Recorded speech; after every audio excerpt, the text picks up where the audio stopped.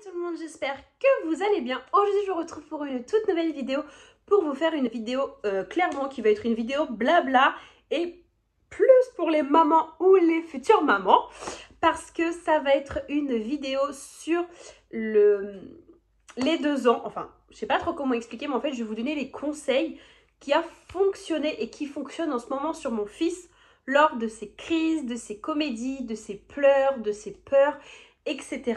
Nous, on est dans une période un peu test. Notre fils nous teste, comme tout enfant, ce qui est totalement normal.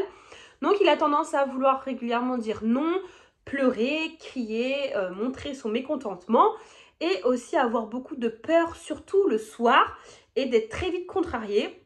Donc du coup, dans cette vidéo, je vais vous dire et vous donner quelques astuces qui ont fonctionné pour moi et qui peuvent peut-être aider quelques mamans dans cette vidéo. Donc j'espère que cette petite vidéo vous plaira. N'oublie pas de t'abonner et de liker la vidéo. En attendant, je te laisse avec la suite. Donc déjà, premièrement, comment on a découvert que notre fils était un peu dans l'âge des 2 ans, clairement. Je sais plus trop comment on appelle ça. Je crois que ça s'appelle un peu le genre le Truel 2 ou un truc comme ça. Bref, je sais plus trop. J'ai déjà vu ça sur YouTube, sur la télé, etc.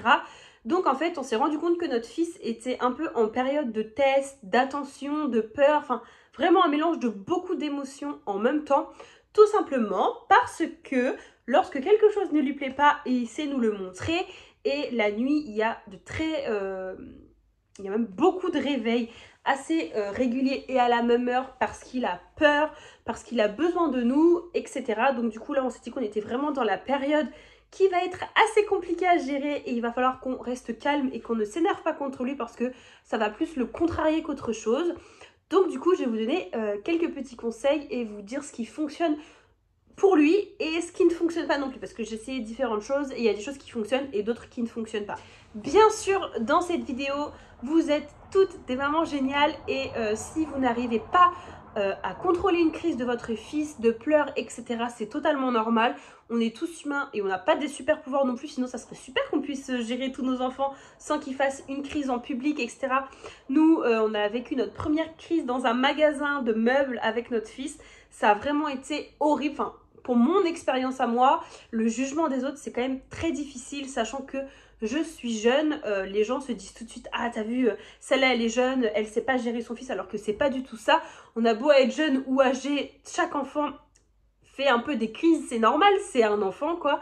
Et parfois, c'est plus compliqué à gérer que d'autres, mais sachez que on est toutes des mamans super et que c'est pas parce que elle arrive à mieux faire ça et elle arrive à moins faire ça qu'on est nul. Ça, je me le suis mis bien en tête et quand mon fils fait une crise, que ce soit en magasin ou pas et que les autres me regardent, s'ils pensent mieux faire, ils ont qu'à gérer la crise de mon fils.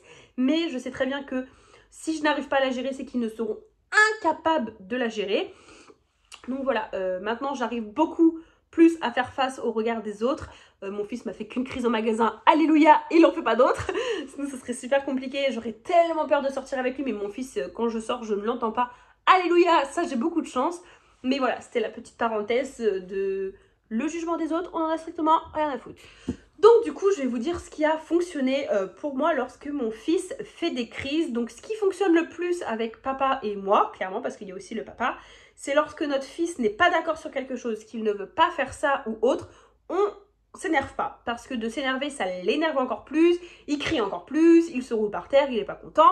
Et là, on commence vraiment, on se dit, c'est vraiment la soirée de merde parce que il va pas nous écouter et qu'il va faire n'importe quoi. Donc soit on lui dit... soit on dit que sa bêtise c'est pas bien et s'il recommence il va au coin. Nous le coin personnellement ça fonctionne plutôt bien. Il sait que quand il va au coin et qu'il sort du coin il faut qu'il vienne s'excuser parce que ce qu'il a fait ce n'est pas bien. Mais avant genre de le disputer ou de le mettre au coin, on lui explique pourquoi c'est pas bien. Parce que notre fils il a beaucoup besoin de parler. Enfin faut qu'on lui parle, lui il faut qu'il nous parle. Il est comme ça, il a besoin de s'exprimer. Donc par exemple, s'il souhaite un biberon et qu'on lui dit non, ce soir c'est pas biberon, on mange un repas et qu'il n'est pas content et qu'il va se mettre à pleurer, à vraiment montrer son mécontentement, on lui explique et on lui dit écoute, si tu ne manges pas les pâtes, tu n'auras pas de biberon, mais tu iras au lit. Et si, souvent nous déjà juste en lui expliquant, après j'ai qu'un enfant donc Déjà, j'en ai pas 12 000. J'ai qu'un enfant, donc c'est plus simple à gérer que des mamans qui en ont 3-4, qui enchaînent 3-4 crises. Au bout d'un moment, elles perdent vite patience, ce que je comprends totalement. Mais moi, j'ai encore de la patience parce que je n'ai qu'un enfant. Et du coup, voilà, on lui explique quand même beaucoup. S'il ne comprend pas, on le met au coin. Ça fonctionne très bien. S'il ne comprend toujours pas, là, on va commencer à se fâcher parce qu'on lui aura expliqué, on l'aura mis au coin. Et s'il ne veut toujours pas, bah, on va se fâcher, mais genre, on va pas se prendre la tête, tu vois. On va le laisser pleurer, on va le laisser faire sa crise. Et lorsqu'il aura terminé et qu'il en aura marre de pleurer toutes les larmes de son corps parce que nous, on sera en train de manger et qu'il va pleurer, ça fait mal aux oreilles, mais on le laisse pleurer. Lorsqu'il en aura marre et qu'il se dira papa et maman, ils ne me regardent pas, ils en ont strictement rien à faire, il arrêtera et il viendra automatiquement manger avec nous. Ce qui est assez compliqué aussi en ce moment, c'est de se détacher de nous. Ça peut paraître étonnant, mais on se dit qu'on s'est nourrisson, ça fait plein de câlins, mais quand ça grandit, ça ne fait plus de câlins, etc. Nous, personnellement, mon fils a eu 2 ans le 18 avril et il est énormément câlin. Mon fils est quelqu'un qui a énormément besoin d'attention, qui a besoin de beaucoup de câlins, beaucoup de bisous, d'être rassuré. Le soir, il a besoin de nous voir, sinon il n'est pas bien. Voilà. Si on n'est pas avec lui dans la même pièce, il va pas être content. Enfin voilà, c'est vraiment un bébé qui a besoin de beaucoup d'attention. Ce qui est un peu compliqué en ce moment entre l'activité de mon conjoint qui est routier et moi qui travaille tous les jours sauf le mardi. Je n'ai uniquement qu'un jour de repos. Bien sûr, lorsque je suis en repos, je profite avec lui. Mais on a aussi un peu le problème du détachement. Mon fils est en garde-mam. En fait, il est en collectivité avec plein d'enfants. J'ai la chance d'avoir une amie à moi qui travaille là-bas, ce qui aide énormément pour qu'il soit bien là-bas, parce que sinon il y va à reculons, parce qu'on lui manque, parce qu'il ne veut pas partir de la maison. Et c'est assez compliqué en ce moment, donc je lui ai acheté des livres pour lui expliquer que papa et maman ils travaillent, qu'il faut qu'il apprenne à être avec les autres enfants sans pleurer. Après, quand il est là-bas, ça se passe bien. Celle qui s'occupe de mon fils dit que ça se passe bien, qu'il joue très bien avec les autres enfants, etc. Mais le matin, avant de le déposer là-bas, c'est toujours un moment compliqué parce qu'il ne veut pas y aller, parce qu'il pleure et que moi de le déposer là où est-ce qu'il est gardé quand il pleure dans la voiture ou qu'il râle, ça me fait de la peine parce que je me dis que je le laisse dans sa tristesse et moi je vais travailler. Donc c'est un moment pas toujours évident. Donc voilà, le soir avant de se coucher, moi ce que je fais, ce que je peux vous conseiller, c'est que j'ai acheté quelques livres pour lui expliquer que voilà, papa et maman ils travaillent, qu'il faut... Je sais pas trop comment vous expliquer, mais voilà, je lui explique très régulièrement qu'on ne l'abandonnera pas, qu'on est là, que papy et mamie sont là, tonton tata ils sont là, qu'on l'aime tous et que voilà, il faut qu'il apprenne à se détacher un peu de nous, à jouer tout seul, parce que ça c'est pareil, mon fils il a un peu de mal à jouer tout seul chez nous, il a besoin qu'on soit là. La nuit c'est encore des moments compliqués. La nuit il se réveille encore 2-3 fois alors qu'il a 2 ans, il a jamais fait ses nuits complètes parce que soit il a besoin de prendre un biberon, soit il a eu peur de quelque chose la nuit, etc. Ça je vais vous en parler après pour les nuits. Mais voilà, si je peux vous donner quelques conseils qui fonctionnent plutôt bien sur moi, c'est de le rassurer constamment. Et je lui ai acheté des petits livres que je lui lis le soir et il comprend très très bien. À 2 ans, ne vous inquiétez pas, ils comprennent très bien. Donc voilà, moi personnellement, en ce moment, j'ai beaucoup le problème des crises et un peu de la peur de l'abandon. Clairement, je crois même que ça s'appelle comme ça cette période-là. Mais on essaye un maximum de le rassurer, de faire plein de choses avec lui lorsqu'on a du temps libre et de profiter avec lui. Là, on a un rituel qu'on a installé le soir. C'est qu'on mange, il prend son bain, etc. Et lorsque nous sommes tous les trois en pyjama, mon compagnon, moi et mon fils, on se met dans le lit de papa et maman et on fait une bonne demi-heure de gros câlins le soir avec papa, parce que c'est surtout son papa en ce moment qui lui manque beaucoup, parce que mon conjoint fait des très grosses journées de routier et il part très tôt le matin, donc il ne le voit pas, il rentre très tard le soir, ce qui est compliqué aussi. Mais on attend toujours papa le soir et on fait un gros câlin, c'est vraiment notre rituel du soir et je pense que ça aide quand même. Il se dit « Oh, j'ai mon petit câlin du soir, donc la journée je peux jouer avec les copains, je sais que je retrouverai toujours papa et maman le soir. » Donc ça c'est un rituel qu'on a vraiment installé depuis un bon mois et qui fonctionne très bien.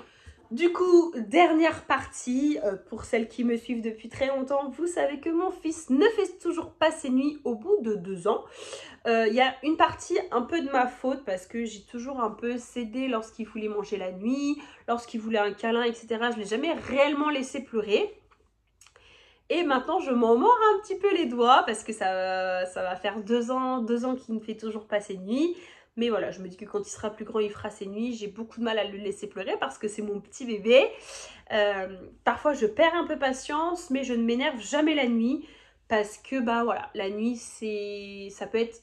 C'est compliqué de savoir ce que son enfant a la nuit, s'il a peur, s'il a faim, s'il se moque de nous, etc. Enfin, moi, mon fils, la nuit, j'ai l'impression qu'il a peur. Il fait souvent, donc on le couche sur les coups de 20h30, 21h, grand maximum. Vers 22h, 23h, il va pousser des gros cris de pleurs. Donc là, c'est de la peur. Donc, la première chose que je fais, c'est que je me lève immédiatement de mon lit, clairement. Et je le réconforte. Je lui dis que papa et maman, ils sont là, qu'on est juste à côté. On fait un tour de la maison pour lui montrer qu'il n'y a rien, qu'il n'y a pas de fantôme, qu'il n'y a pas de monstre, que tout va bien.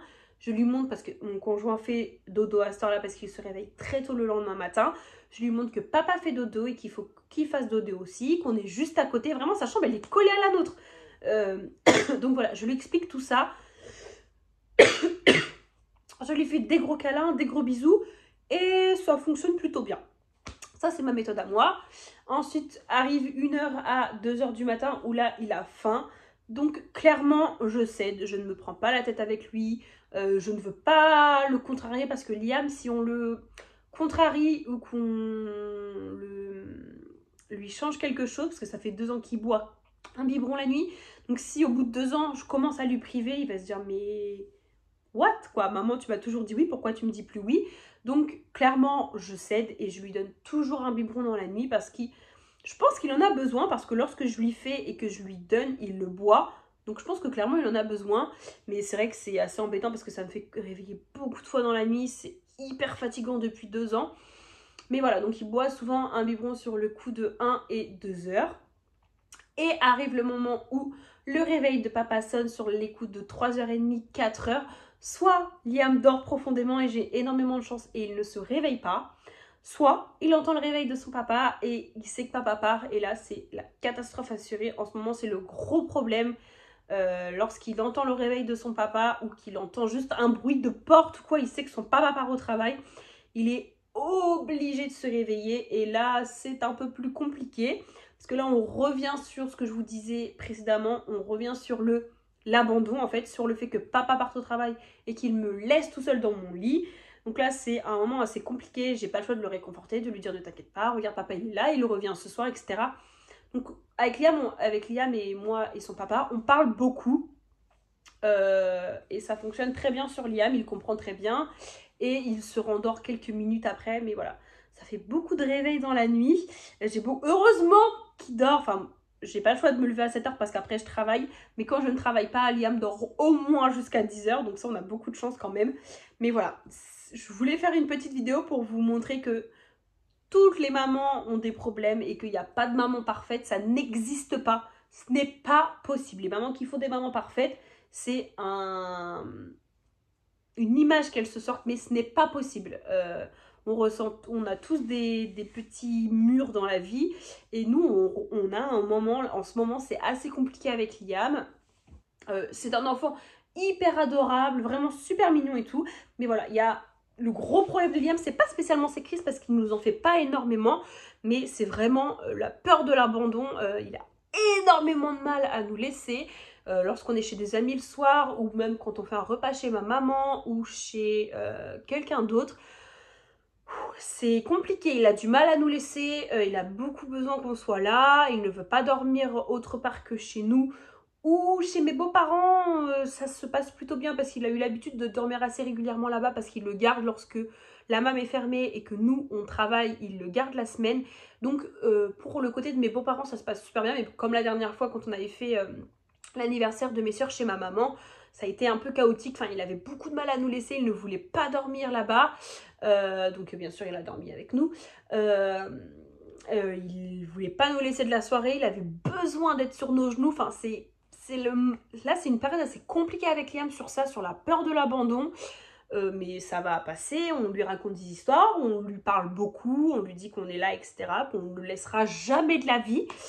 Mais voilà, je pense que comme tout enfant, il y a une période où ils ont peur et nous c'est cette période-là.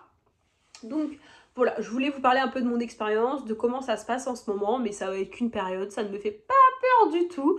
Je sais très bien que c'est qu'une petite passade qui va passer lorsqu'il va grandir. Moi, ça ne me déplaît pas qu'il me fasse plein de câlins et plein de bisous, mais c'est un peu plus compliqué lorsqu'on sort ou quoi, il a besoin de nous voir, et là c'est un peu plus compliqué. Mais voilà, ça n'empêche en rien dans la vie, enfin nous on le vit plutôt bien, ça me tracasse pas du tout, parce que ça reste un bébé hyper joyeux, qui fait que plein de bêtises, mais voilà, c'est un bébé qui a besoin de beaucoup d'attention, et on l'a choisi comme ça, il est fait comme ça, et c'est comme ça. Donc voilà, j'ai parlé à cœur ouvert, j'espère que ça va avoir été plutôt clair dans cette vidéo. Je sais pas trop comment je vais nommer cette vidéo parce que clairement je parle un peu de tout et de rien, genre je parle de mon fils, de ce qui se passe, etc. Je pense que je ne suis pas la seule maman dans ce cas-là. J'ai pu voir sur les réseaux sociaux des mamans que je suis qui sont pareilles, leur enfant a peur de l'abandon, quelques petits caprices, etc. Donc c'est pas toujours évident à gérer, mais on n'a pas le choix. Donc voilà tout le monde, j'espère que cette petite vidéo vous aura plu. Moi j'ai bien aimé la filmer, clairement j'ai fait que papoter et j'adore papoter. En attendant, je vous fais de gros bisous et je vous dis à une prochaine vidéo. Bisous!